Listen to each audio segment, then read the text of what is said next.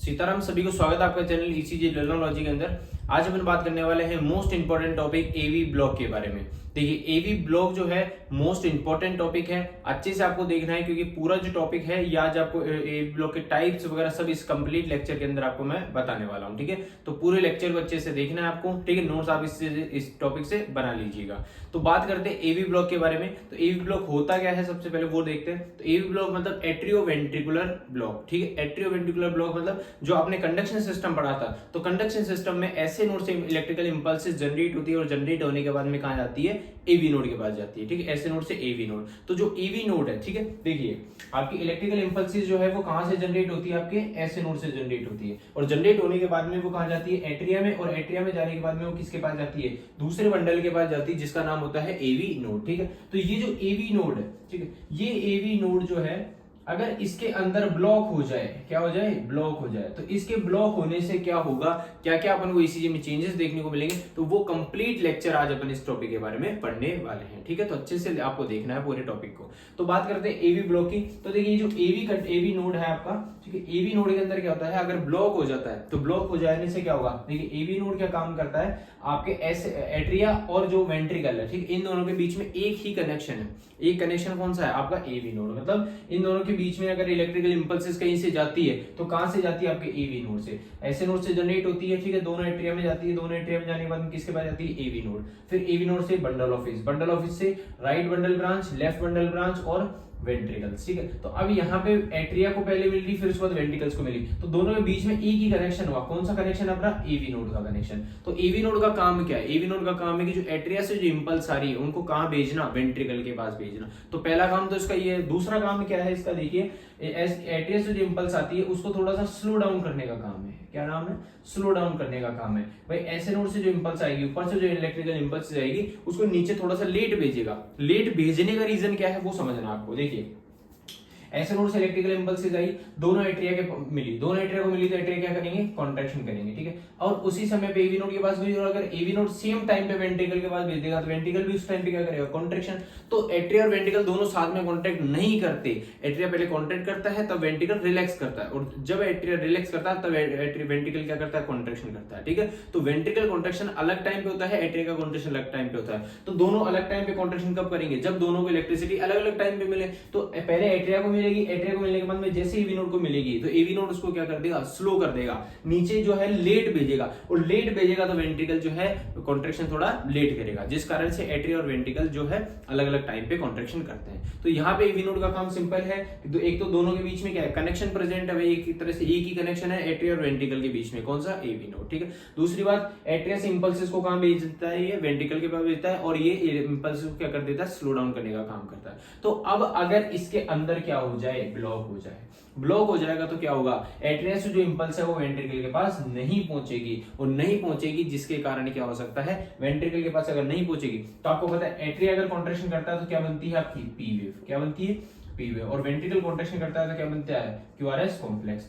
अब अगर एट्रिया के पास पहुंच रही है तो क्या बनेगी, पी, और वेंट्रिकल के पास अगर नहीं पहुंच रही तो क्यूआरएस नहीं बनेगा, तो सिर्फ क्या बनेगी, आपकी पी वेव बनेगी। ठीक है, तो एक चीज तो ये कंडीशन है। अब आपको मैं समझाता हूं कि इसमें किस तरीके से एवी नोड जो है काम करना बंद कर देता है, ब्लॉक हो जाता है, या कौन सी कंडीशन होती है। देखो एक छोटी सी चीज से आपको समझना है जिससे आपको इजीली समझ में आ जाएगा ये टॉपिक है क्या।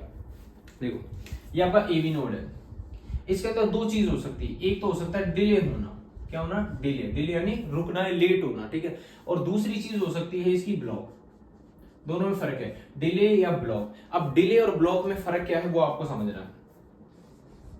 अगर मैं बात करूं ऐसे नोड से इलेक्ट्रिकल इंपल्स जनरेट हो रही है, जनरेट होने के बाद में वो आपकी एट्रिया में जाने के बाद में किसके पास गई, आपके एवी नोड के पास। और एवी नोड ने अगर उस इंपल्स को थोड़ा सा क्या कर दिया, डिले कर दिया, लेट कर दिया, लेट करने के कारण वेंट्रिकल के पास थोड़ी सी लेट पहुंचेगी। तो अब आपको पता है कि एट्रिया की वजह से क्या बनता है, एट्रिया जब कॉन्ट्रैक्शन करता है तब क्या बने, पी वेव आपकी बनी। ठीक है, और पी वेव बनने के बाद में वो इंपल्स कहां जाती है, आपके एवी नोड के पास। एवी नोड अगर उसको वेंट्रिकल के पास लेट भेजेगा, ठीक है, लेट भेजेगा तो क्या होगा, क्यूआरएस कॉम्प्लेक्स थोड़ा सा लेट बनेगा, लेट बनेगा। अब देखिए क्यूआरएस कॉम्प्लेक्स थोड़ा सा लेट बना तो यहाँ पे आपका जो ये पी आर इंटरवल है, पी आर इंटरवल है, ये क्या हो गया, प्रोलॉन्ग हो गया। क्या हो गया, प्रोलॉन्ग हो गया। क्या हो गया, प्रोलॉन्ग। ठीक है, क्यों हुआ प्रोलॉन्ग, क्योंकि एट्रिया से जो इंपल्स है वो वेंट्रिकल के पास जल्दी जानी चाहिए थी। एट्रिया से इंपल्स जो है वेंट्रिकल के पास जाती तो आपका पी से लेके क्यूआरएस तक का जो ड्यूरेशन है वो क्या कहलाता है, पीआर इंटरवल। यहाँ पी से लेके क्यूआरएस कॉम्प्लेक्स तक का जो ड्यूरेशन रहता है वो क्या कहलाता है, पीआर इंटरवल। तो ये जो पीआर इंटरवल है ये क्या होता है, नॉर्मल होता है, ठीक है। नॉर्मल कितना होता है, ये 0.12 से 0.20 सेकंड, 20 सेकंड तक होता है, ठीक है।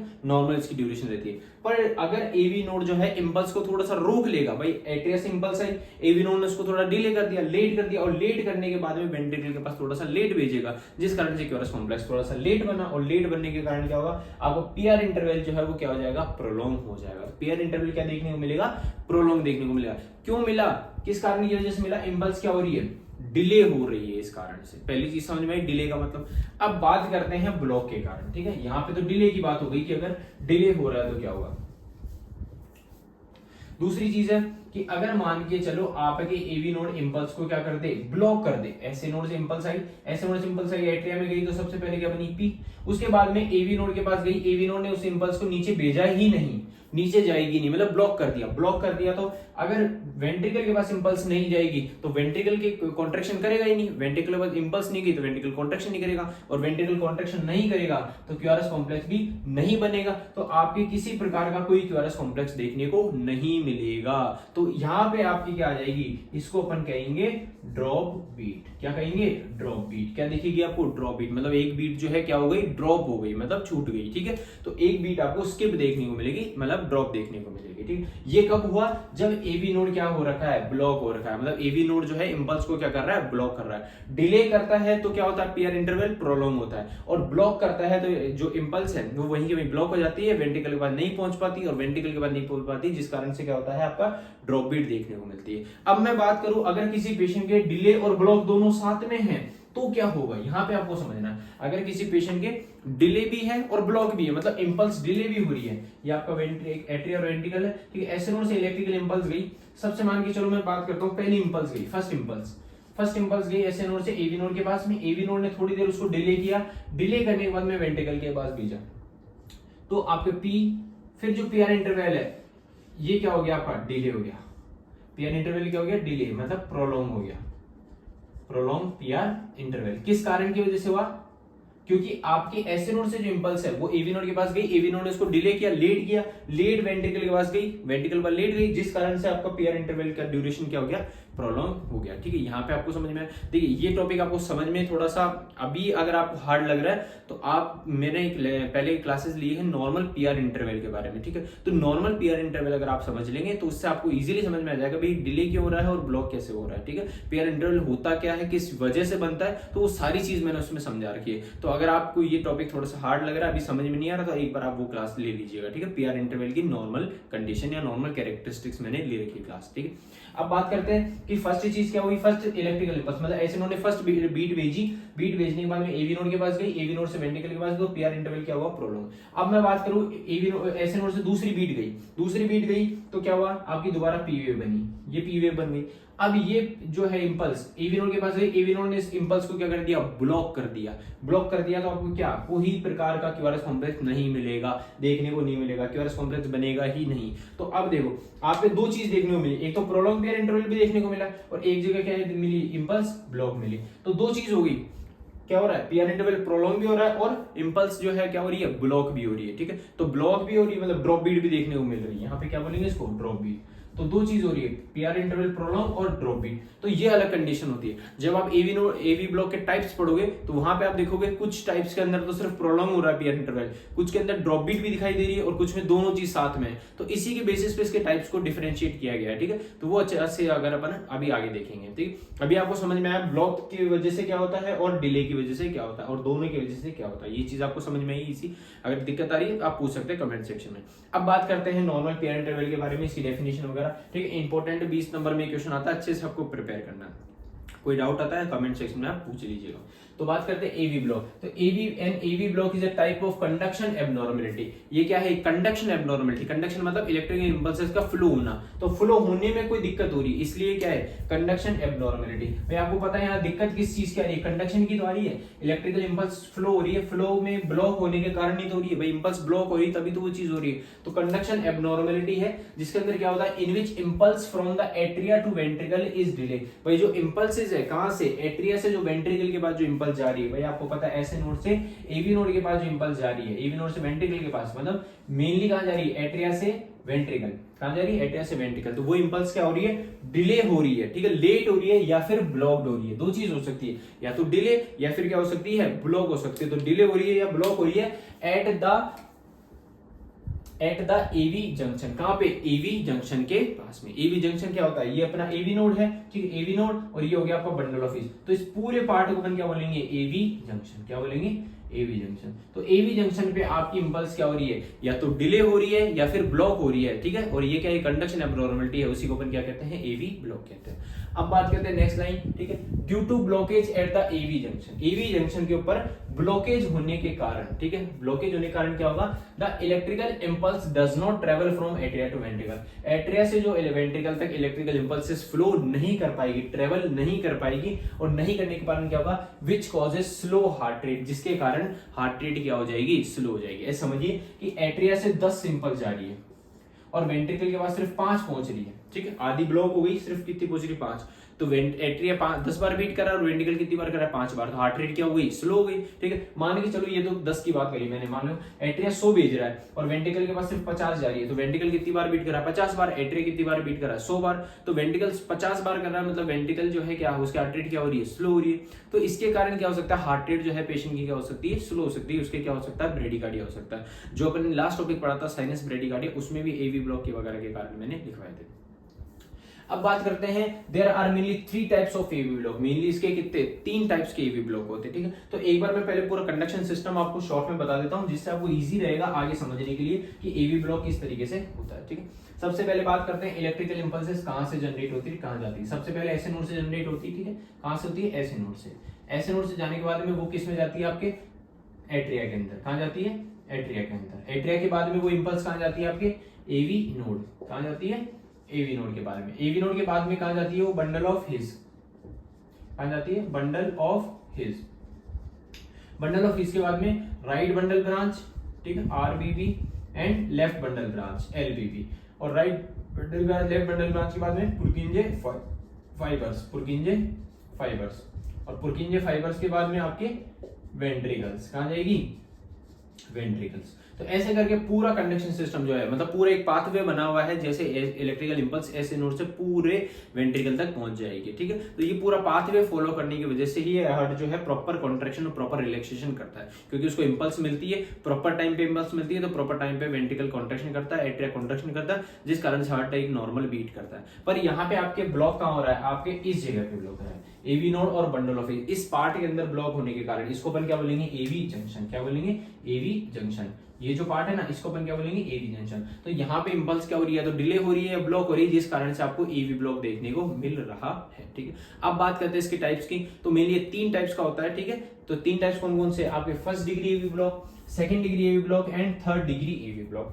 तीनों इंपॉर्टेंट है, अलग से तीनों भी पूछ सकते हैं, इसलिए मैं सबको अलग अलग करवाऊंगा, ठीक है। लेक्चर पूरा एक होगा, पर उसके अंदर मैं आपको अलग अलग से डिटेल में अलग अलग समझाऊंगा, ठीक है। अब बात करते हैं पहले फर्स्ट डिग्री एवी ब्लॉक, ठीक है। ध्यान रखना 3 टाइप होते हैं, first degree AV block, second degree AV block और थर्ड डिग्री एवी ब्लॉक। अब बात करते हैं फर्स्ट डिग्री एवी ब्लॉक की। तो ये फर्स्ट डिग्री एवी ब्लॉक होता क्या है, देखिए फर्स्ट डिग्री एवी ब्लॉक क्या है। First degree AV block is a condition in which every atrial impulse is conducted to the ventricles, ठीक है।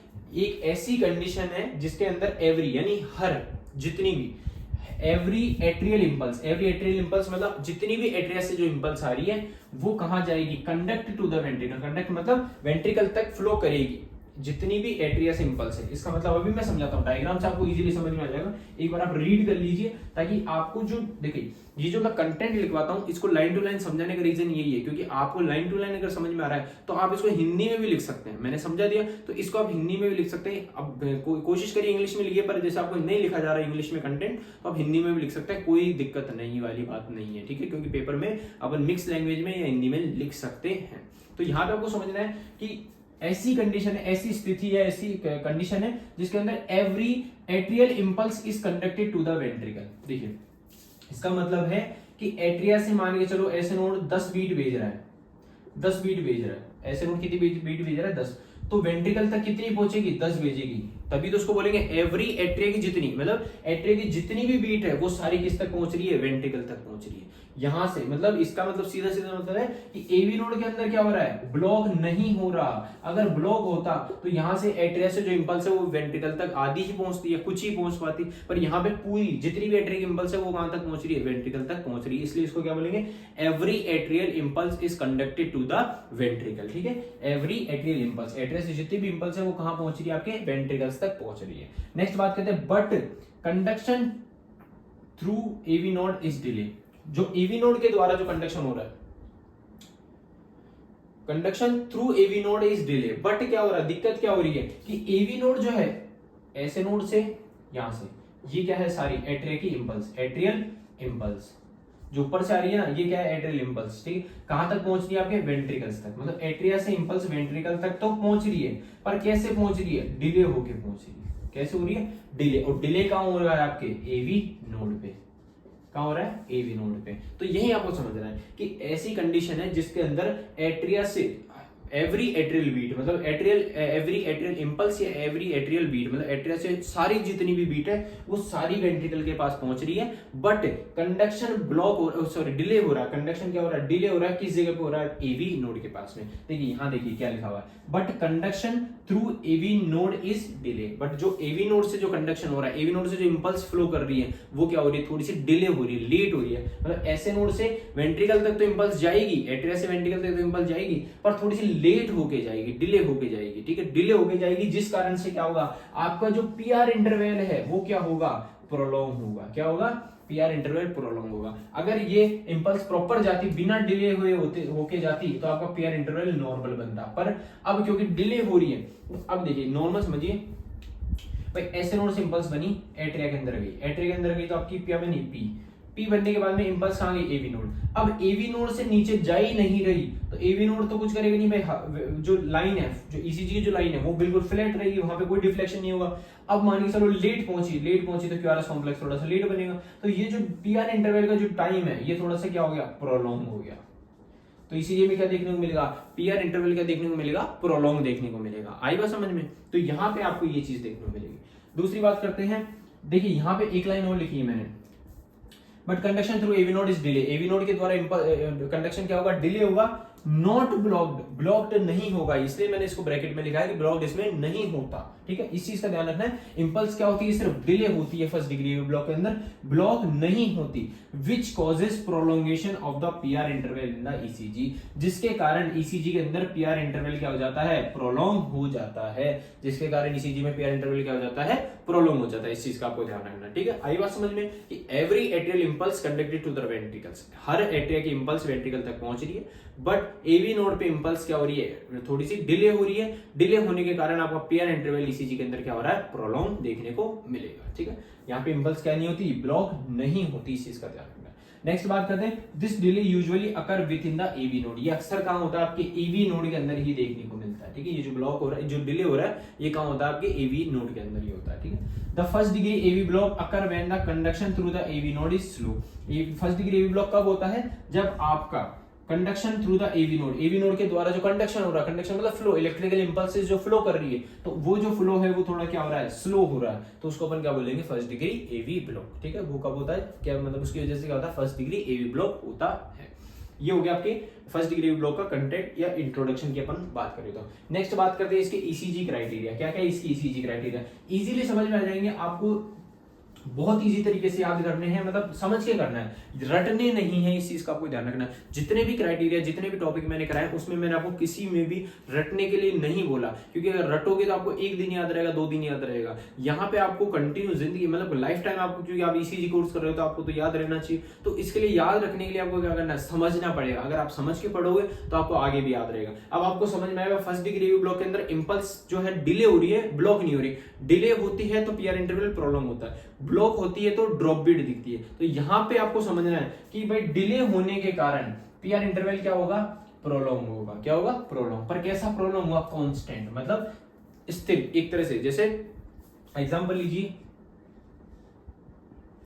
मैं 2 ईसीजी बना देता हूं, उससे आपको समझ में आ जाएगा भाई इसका मतलब क्या है।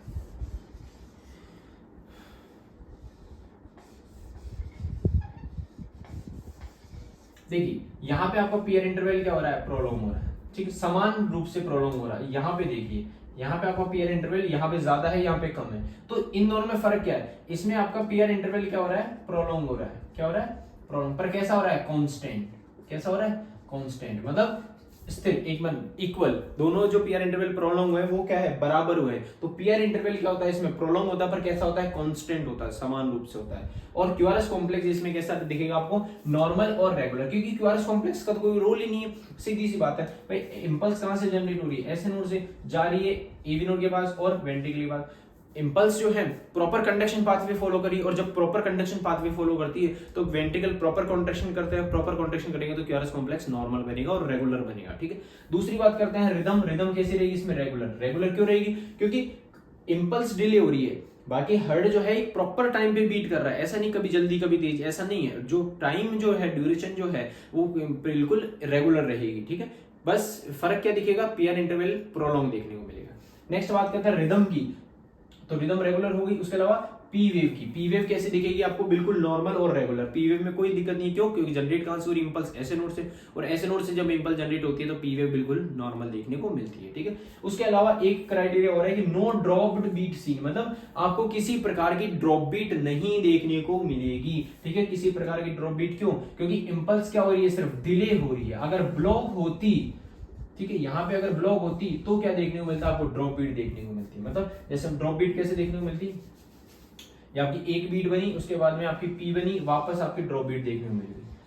तो यहाँ पे ये जो स्किप हुई है, ये जो बीट बीच में छूटी है, इसको क्या बोलते हैं, ड्रॉप बीट। तो ये ड्रॉप बीट देखने को मिलती कब, जब अगर इंपल्स जो है वो क्या होती है, ब्लॉक होती। पर यहाँ पे ब्लॉक नहीं हो रही, यहाँ पे क्या हो रही, सिर्फ डिले। डिले होने के कारण पीयर इंटरवल प्रोलॉन्ग ही देखने को मिलेगा। तो 5 क्राइटेरिया जो है एवी फर्स्ट डिग्री एवी ब्लॉक के होते हैं। कौन कौन से हैं, पीयर इंटरवल प्रोलॉन्ग, कौन सा, कांस्टेंट प्रोलॉन्ग। दूसरी बात करते हैं क्यूआरएस कॉम्प्लेक्स में कैसा रहता है, रेगुलर एंड नॉर्मल। नेक्स्ट बात करते हैं रिदम जो है इसमें कैसे रहती है, रेगुलर रहती है। पी वेव इसमें नॉर्मल और रेगुलर रहती है, और इसमें किसी प्रकार की आपको ड्रॉप बीट देखने को नहीं मिलती। तो ये 5 क्राइटेरिया एवी फर्स्ट डिग्री एवी ब्लॉक के होते हैं, आपको इजीली तरीके से याद करने हैं। अब बात करते हैं आपके नेक्स्ट टॉपिक, मतलब इसके आगे के बारे में कि इसके क्या क्या कॉजेज होते हैं, क्या क्या सिम्टम वगैरह होते हैं, तो वो सब मैं आपको आगे नेक्स्ट वाली स्लाइड पे बताता हूँ। तो लास्ट स्लाइड के अंदर अपन ने पीआर इंटरवल जो है उसके प्रोलोंगेशन के बारे में पढ़ लिया था कि फर्स्ट डिग्री एवी ब्लॉक में किस प्रकार का पीआर इंटरवल प्रोलॉन्ग होता है। अब आगे देखते हैं, देखिए ईसीजी क्राइटेरिया हो गए थे, अब आगे देखते हैं कि क्या क्या कॉजेज है, क्या क्या सिम्टम्स वगैरह होते हैं फर्स्ट डिग्री एवी ब्लॉक के। तो देखिए फर्स्ट डिग्री एवी ब्लॉक जो है ज्यादातर ऐसा नहीं है कि डिजीज की वजह से हो या किसी बीमारी की वजह से हो, ये नॉर्मल लोगों के अंदर भी देखने को मिल सकती है। जो एथलीट्स वगैरह होते हैं, ठीक है, जो एथलीट्स वगैरह होते हैं तो उनकी जो है हार्ट रेट आपको स्लो देखने को मिलती है, क्योंकि उनका एवी नोड या ऐसे नोड जो है वो थोड़ा सा स्लो काम करता है या फिर स्लो डाउन हो जाता है, तो जिसके कारण से। और दूसरा कारण होता है उनकी वेगल टोन बढ़ जाती है। वेगल टोन मतलब जो उनकी जो वेगस नर्व है, वेगस नर्व की एक्टिविटी बढ़ जाती है। अब वेगस नर्व क्या होती है, वेगस नर्व होती है जो आपके पैरासिम्पैथेटिक एक्टिविटी को एक्टिवेट करती है, पैरासिम्पैथेटिक सिस्टम के जो सिग्नल्स को आगे फॉरवर्ड करती है। अब पैरासिम्पैथेटिक सिस्टम क्या होता है कि जैसे आपकी हार्ट रेट है वो स्लो हो रही है, स्लो किस वजह से होती है, पैरासिम्पैथेटिक की वजह से। बढ़ती क्यों है, सिंपैथेटिक की वजह से। जैसे आपको एक्सरसाइज करोगे तो उस टाइम पे आपकी सिंपैथेटिक एक्टिविटी बढ़ जाएगी, ठीक है, और आपकी हार्ट रेट बढ़ जाएगी। और जब आप नींद लोगे तो उस टाइम पे आपकी सिंपैथेटिक पैरासिम्पैथेटिक एक्टिविटी चालू हो जाएगी और आपकी हार्ट रेट स्लो हो जाएगी, ठीक है। तो पैरासिम्पैथेटिक एक्टिविटी चालू कैसे होती है कि वे किसके थ्रू, वेगस नर्व के थ्रू। वेगस नर्व इंपल्स पहुंचाती है, सिग्नल पहुंचाती है, जिस कारण से।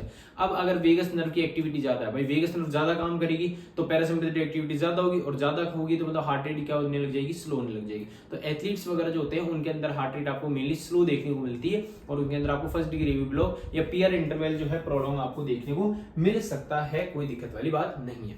तो फर्स्ट बात करते हैं कॉज की। तो पीआर इंटरवल जो है प्रोलॉन्ग होता है किस कारण से, सबसे पहले एथलीट्स की बात करें, एथलीट्स के अंदर पीआर इंटरवल प्रोलॉन्ग हो सकता है। दूसरा है ड्यूरिंग स्लीप, नींद के कारण, ठीक है, नींद के कारण फर्स्ट डिग्री एवी ब्लॉक हो सकता है। नींद के कारण कैसे, भाई नींद लेते समय पे अपनी हार्ट रेट स्लो हो जाती है तो पीआर इंटरवल का जो ड्यूरेशन है वो प्रोलॉन्ग हो सकता है। एक चीज आपको ध्यान रखना है कि नॉर्मल पीआर इंटरवल जो है कितना होता है, 0.12 सेकंड से 0.20 सेकंड, ठीक है। अब यहाँ पे आपको समझना है कि 20 सेकंड से ज्यादा होना चाहिए, जो ड्यूरेशन है वो कितना होना चाहिए, 0.20 सेकंड से ज्यादा होना चाहिए। मतलब कि नॉर्मल अगर अपन बात करें तो 5 लार्ज बॉक्स कितने 5 लार्ज बॉक्स से ज्यादा होना चाहिए आपका, सॉरी 5 स्मॉल बॉक्स आपका ज्यादा होना चाहिए पीआर इंटरवल, ठीक है 5 स्मॉल बॉक्स की बात कर रहे हैं। नेक्स्ट बात करते हैं ओल्डर एज, जो बूढ़े लोग होते हैं उनके अंदर भी आपकी हार्ट रेट आपको थोड़ी सी स्लो देखने को मिलती है, पीआर इंटरवल प्रोलॉन्ग देखने को मिलता है। उसका रीजन क्या है? उसका रीजन है क्योंकि जो बूढ़े लोग होते हैं जैसे जैसे एज बढ़ती जाती है तो एवी नोड जो है उसका कंडक्शन जो है उसका जो काम जो है वो थोड़ा स्लो डाउन करने लग जाता है, और स्लो डाउन करेगा तो पीआर इंटरवल क्या होने लग जाएगा? प्रोलॉन्ग होने लग जाएगा। नेक्स्ट बात करते हैं आपकी ischemic heart disease. Ischemic heart disease मतलब अगर इस्कीमिया हो जाए, मतलब अगर हार्ट को प्रॉपर ब्लड सप्लाई नहीं मिले, मान के चलो एवी नोड को अगर प्रॉपर ब्लड सप्लाई नहीं मिलेगी तो उसका काम कम हो जाएगा, उसका काम कम होगा, थोड़ा स्लो हो जाएगा, स्लो होने के कारण पीआर इंटरवल प्रोलॉन्ग हो सकता है, और किस वजह से होगा उसको अपन क्या बोलेंगे? First degree AV block. Next बात करते हैं इलेक्ट्रोलाइट इंबैलेंस। इलेक्ट्रोलाइट के इंबैलेंस होने की वजह से, जैसे सोडियम की मात्रा ज्यादा हो जाए या फिर पोटेशियम वगैरह की मात्रा ज्यादा हो जाए, कैल्शियम की मात्रा कम हो जाए, तो इन सब के कारण क्या हो सकता है? आपका जो एवी नोड है, वो जो ऐसे नोड है, इनका कंडक्शन थोड़ा अफेक्ट हो सकता है, खराब हो सकता है या अफेक्ट हो सकता है। अफेक्ट होने के कारण क्या हो सकता है? तो हार्ट रेट जो है, सॉरी जो पीआर इंटरवल है वो प्रोलॉन्ग भी हो सकता है और शॉर्ट भी हो सकता है, दोनों चीज हो सकती है इलेक्ट्रोलाइट इंबैलेंस के अंदर। पर मेनली सोडियम के बढ़ने के कारण या पोटेशियम के बढ़ने के कारण या कैल्शियम के कम होने के कारण जो है आपके पीआर इंटरवल प्रोलॉन्ग देखने को मिलता है, ठीक है। तो इलेक्ट्रोलाइट इंबैलेंस की वजह से भी हो सकता है। नेक्स्ट बात करते हैं मायोकार्डाइटिस। मायोकार्डाइटिस मतलब मायोकार्डियम लेयर के अंदर इन्फ्लामेशन हो जाए तो। अब अगर मायोकार्डियम लेयर के अंदर इन्फ्लामेशन होगा तो मान के चलिए एवी नोड के पास में इन्फ्लामेशन होगा तो एवी नोड का जो काम है थोड़ा स्लो हो जाएगा, और एवी नोड का काम स्लो हो जाएगा तो पीआर इंटरवल क्या होने लग जाएगा? प्रोलॉन्ग हो जाएगा, और फर्स्ट डिग्री एवी ब्लॉक आपको देखने को मिल सकता है। नेक्स्ट बात करते हैं beta blocker, calcium channel blocker और डिगॉक्सिन। ये 3 ड्रग्स होती है, कौन सी? Beta blockers, calcium channel blockers और डिगॉक्सिन। ये तीनों का काम क्या होता है? आपके एवी नोड के कंडक्शन को स्लो करने का काम होता है। जो आपका एवी नोड है, ठीक है, एवी नोड के कंडक्शन को स्लो करने का काम है। अभी ये स्लो करेंगे तो वेंट्रिकल के पास इंपल्स लेट जाएगी तो पीआर इंटरवल ऑलरेडी क्या होने लग जाएगा? प्रोलॉन्ग देखने को मिलेगा। आपका जो पीआर इंटरवल है वो क्या देखने को मिलेगा? प्रोलॉन्ग देखने को मिलेगा, ठीक है, जैसा मिलेगा पीआर इंटरवल प्रोलॉन्ग। तो इन 3 ड्रग्स की वजह से, कौन कौन सी? Beta blocker, calcium channel blocker और डिगॉक्सिन, ठीक। नेक्स्ट बात करते हैं क्या क्या सिम्टम्स इसमें देखने को मिलते हैं। तो देखिए फर्स्ट डिग्री एवी ब्लॉक में ज्यादातर कोई सिम्टम्स नहीं होते या कोई सिम्टम देखने को नहीं मिलते, तो ये क्या होता है? यूजुअली एसिम्प्टोमेटिक, मतलब ज्यादातर ये क्या होता है? एसिम्प्टोमेटिक, इसमें सिम्टम देखने को नहीं मिलते। उसके अलावा बात करें ब्रेडिकार्डिया, हार्ट रेट स्लो देखने को मिलेगी तो ब्रेडिकार्डिया देखने को मिलेगा। उसके अलावा फैटिग, थकान देखने को मिलेगी, पेशेंट जो है थोड़ा थका रहेगा, क्यों? क्योंकि हार्ट रेट कम है, ब्लड सप्लाई थोड़ी स्लो पहुंच रही है, तो पेशेंट को थकान वगैरह होगी, चक्कर वगैरह आएंगे, डिजीनेस यानी चक्कर वगैरह देखने को मिलेगी।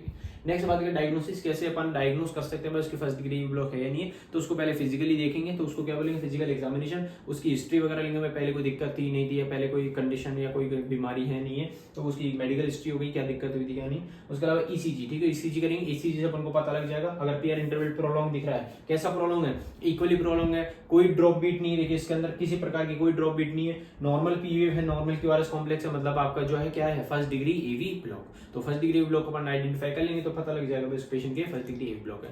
अब किस कारण की वजह से, तो उसका कारण कैसे पता करेंगे? इको से पता करेंगे, इकोकार्डियोग्राफी से। और मान के चलो आपको ईसीजी में पकड़ में नहीं आ रहा है कि फर्स्ट डिग्री एवी ब्लॉक है या नहीं है, तो अपन किससे कर सकते हैं? होल्टर मॉनिटरिंग से पता कर सकते हैं। होल्टर मॉनिटरिंग क्या होती है? ईसीजी तो आपने जब देखा है तो वो सिर्फ 10 सेकंड की जांच होती है, 10 सेकंड के लिए अपन करते हैं, ठीक है, 10 सेकंड की रिकॉर्डिंग अपन को देती है। जो अपने ईसीजी स्ट्रिप देखी वो कितनी देर की देती है? 10 सेकंड की। पर होल्टर मॉनिटरिंग जो है वो आपको कितनी 24 घंटे की रिकॉर्डिंग बना के देती है, मतलब 24 घंटे तक हार्ट पे लगी रहती है वो मशीन, और 24 घंटे की पूरी डिटेल देती है 24 आवर्स के अंदर हार्ट के अंदर क्या क्या चीजें चेंजेस हुई, क्या क्या दिक्कत हुई, क्या नहीं हुई, तो वो सारी चीजें आपको बता देती है। सेम ईसीजी जैसी होती है। नेक्स्ट बात करते हैं ब्लड टेस्ट। ब्लड टेस्ट से अपन पता करते हैं इलेक्ट्रोलाइट इंबैलेंस है या नहीं है, या कोई ड्रग का ओवरडोज वगैरह तो नहीं हो गया, जिसको अपन ब्लड टेस्ट के थ्रू पता कर सकते हैं, ठीक है। तो इन के थ्रू अपन डायग्नोस कर सकते हैं भाई पेशेंट की क्या बीमारी है क्या नहीं है। नेक्स्ट बात करते हैं ट्रीटमेंट की, तो क्या क्या ट्रीटमेंट जो है पेशेंट को अपन देंगे। तो सबसे पहला ट्रीटमेंट है, अगर एसिम्प्टोमेटिक है, मतलब कोई सिम्टम नहीं आ रहे, तो किसी प्रकार के ट्रीटमेंट की रिक्वायरमेंट नहीं होती, मतलब अगर सिम्टम नहीं है तो कोई ट्रीटमेंट नहीं देना होता। पर अगर ज्यादा दिक्कत है, हार्ट रेट थोड़ी ज्यादा स्लो हो रही है, तो स्लो होने के कारण पर क्या देंगे? Give atropine. पेशेंट को क्या देंगे? एट्रोपिन नाम की ड्रग होती है, वो अपन देंगे। वो क्या कर देगी? हार्ट रेट को बढ़ाने का काम करेगी। हार्ट रेट बढ़ जाएगी तो पेशेंट को रिलीफ मिल जाएगा। नेक्स्ट बात करते हैं इम्प्लांट पेसमेकर। इम्प्लांट पेसमेकर मतलब पेसमेकर लगा देंगे, जो आर्टिफिशियल पेसमेकर लगा देंगे। भैया को पता हार्ट रेट स्लो हो रही है, ठीक है, अब उसका क्या कर सकते हैं सॉल्यूशन? या तो ड्रग दे दो, ड्रग से भी नहीं हो पा रहा तो फिर अपन पेसमेकर लगा देंगे। पेसमेकर क्या होता है? एक अलग से आर्टिफिशियल डिवाइस होता है जो हार्ट के अंदर लगाया जाता है, यहाँ चेस्ट के अंदर जो कनेक्ट रहता है। देखिए ऐसे, जैसे आपका हार्ट है, ठीक है, ये चेस्ट मसल है, तो एक छोटा सा डिवाइस जो है वो कनेक्ट करके हार्ट के अंदर ऐसे लगा दिया जाता है, ठीक है। तो वो क्या करता है, इलेक्ट्रिकल इंपल्सेस प्रॉपर्ली हार्ट को देता रहता है और हार्ट एक प्रॉपर रिदम में काम करने लग जाता है, ठीक है। इसको अपन क्या बोलते हैं, पेस मेकर। ये जो डिवाइस है इसको अपन क्या बोलेंगे, पेस मेकर। पर ये कब लगाएंगे, जब बहुत ज्यादा सीवियर कंडीशन हो गई है, मतलब हार्ट रेट बहुत ज्यादा स्लो हो जाती है, तब अपन लगाते हैं। तो सीवियर ब्रेडिकार्डिया के अंदर ही लगाते हैं, अदरवाइज इसमें फर्स्ट डिग्री एवी ब्लॉक में इसकी जरूरत नहीं पड़ती, ठीक है। नेक्स्ट बात करते हैं, स्टॉप और reduce the dose of drug. जो भी अपन ड्रग दे रहे हैं, मान के चलो उनको ऐसी ड्रग दे रहे हैं जो हार्ट रेट को स्लो करती है, कौन कौन सी, beta blocker, calcium channel blocker, digoxin, ये तीनों क्या करती है, हार्ट रेट को स्लो करती है। तो अगर इन ड्रग्स को दे रहे हैं, अब ये ड्रग क्यों देते हैं, मान के चलो किसी का हार्ट रेट ज्यादा है या किसी के बीपी की दिक्कत है तो उन पेशेंट को ये देते हैं, ठीक है। तो अगर या कि किसी पेशेंट का हार्ट फेलियर तो उन पेशेंट को ये देते हैं। तो इनको अगर अपन दे रहे हैं तो इनकी मात्रा थोड़ी सी कम कर देंगे, या तो डोज कम कर देंगे या इनको बंद कर देंगे। क्यों, क्योंकि इनकी वजह से क्या हो सकता है, उसके फर्स्ट डिग्री ब्लॉक हो सकता है। तो इनकी मात्रा या तो इनका डोज कम कर देंगे या इनको बंद कर देंगे, ठीक है। ये तरीका है। उसके अलावा जिस कारण से उसको सही करना, मान के चलो मायोकार्डाइटिस की वजह से तो मायोकार्डाइटिस को सही करना, इलेक्ट्रोलाइट्स की वजह से तो इलेक्ट्रोलाइट को सही करना, स्कीमिया की वजह से तो स्कीमिया को सही करना है, ठीक है। उसके अलावा मैनेज द इलेक्ट्रोलाइट्स। इलेक्ट्रोलाइट्स अगर बॉडी के अंदर जो भी है उनको प्रॉपर मैनेज करना है, प्रॉपर इक्वल करना है, मतलब लेवल पे लाना है, ऐसे नहीं ज्यादा है कम है, प्रॉपर सब कुछ मैनेज करना है अपन को, ठीक है। तो ये तरीके का ट्रीटमेंट है, ज्यादा कोई खास इसका ट्रीटमेंट नहीं है, क्योंकि फर्स्ट डिग्री ब्लॉक इतना हार्मफुल नहीं होता, ठीक है। जो आगे वाले जो पार्ट हो गए आप सेकंड डिग्री थर्ड डिग्री, वो ज्यादा हार्मफुल होते हैं, उनमें ट्रीटमेंट, इमरजेंसी ट्रीटमेंट की जरूरत होती है, ठीक है। इसमें इतनी जरूरत नहीं होती। तो आई होप आपको ये पूरा समझ में आया होगा, ज्यादा हार्ड नहीं है। आपसे 5 नंबर में first degree AV block particular भी पूछ सकता है, या हो सकता है आपसे एवी ब्लॉक पूरा 20 नंबर में पूछ ले।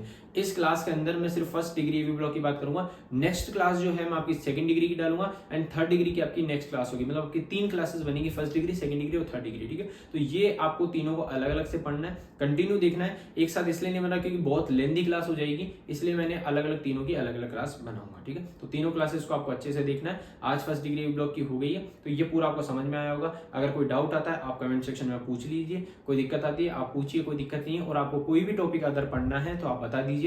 बाकी आपके एग्जाम से पहले मैं आपके जितने भी टॉपिक्स मैंने बताए थे जो इंपॉर्टेंट थे वो सब मैं कराने की कोशिश करूंगा और वो हो जाएंगे, ठीक है। तो आपको अच्छे से ध्यान से पढ़ना है। और ये जो ईसीजी है, ये ईसीजी आप बना लीजिए, फर्स्ट डिग्री एवी ब्लॉक के नीचे ये वाली ईसीजी आप बना लीजिएगा, इससे आपको ईजी रहेगा कि फर्स्ट डिग्री एवी ब्लॉक जब आप लिखेंगे। तो एक चीज आपको और ध्यान रखनी है कि जब भी आप फर्स्ट डिग्री एवी ब्लॉक पढ़े, ठीक है, तो ईसीजी जरूर बनाएं, या फर्स्ट डिग्री एवी ब्लॉक के अलावा कोई सा भी टॉपिक पढ़े, मतलब ईसीजी का कोई सा भी टॉपिक अगर आप करते हैं तो आपको ईसीजी जरूर बनानी है। मैंने सबके साथ ईसीजी बनाई है, साथ में अटैच भी करी है, ठीक है, इजी वाली अटैच भी करी है ईसीजी। तो आपको कोशिश करना है कि ईसीजी आप बनाएं, क्योंकि ईसीजी अगर आप बनाते हैं तो उससे चांसेस ज्यादा है आपके नंबर अच्छे आने के, क्योंकि मेन अपना क्या है, ईसीजी है। तो ईसीजी बनाना ही है, तभी तो एग्जामिनर को समझ में आएगा इस पे इसको जो है ईसीजी आती है नहीं आती। तो ईसीजी बनाएं, याद करें, थोड़ी सी हार्ड लगेगी पर जैसे आप प्रैक्टिस करेंगे 1-2 बार तो आपको इजीली समझ में आ जाएगी। और क्राइटेरिया के अकॉर्डिंग बनाएं, आपको क्राइटेरिया याद है तो उसके अकॉर्डिंग आप ईसीजी बनाने की ट्राई करें, ठीक है। बाकी आपको बनानी है, कोई डाउट आता है कमेंट सेक्शन में पूछिए। Thank you for watching, follow for more content.